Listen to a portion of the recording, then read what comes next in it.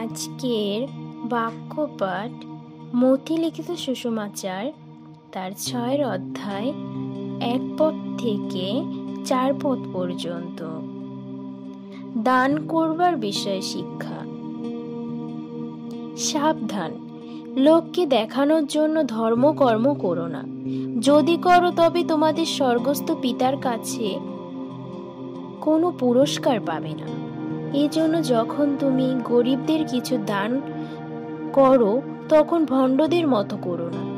তারা তো লোকেদের প্রশংসা পাবার জন্য সমাজ ঘরে এবং পথে পথে ঢাক ঢোল বাজিয়ে ভিক্ষা দেয়।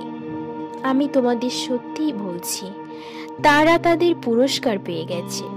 কিন্তু তুমি যখন গরিবদের কিছু দাও তখন তোমার ডান হাত কি করছে তা তোমার বাঁ হাতকে জানতে দিও না, যেন তোমার দান করা গোপনে হয়। তাহলে তোমার পিতা, যিনি গোপনে সব দেখেন, তিনিই তোমাকে পুরস্কার দিবেন। আমেন। ইহাই ছিল প্রভুর বাণী। প্রভুর বাণীর জয় হোক।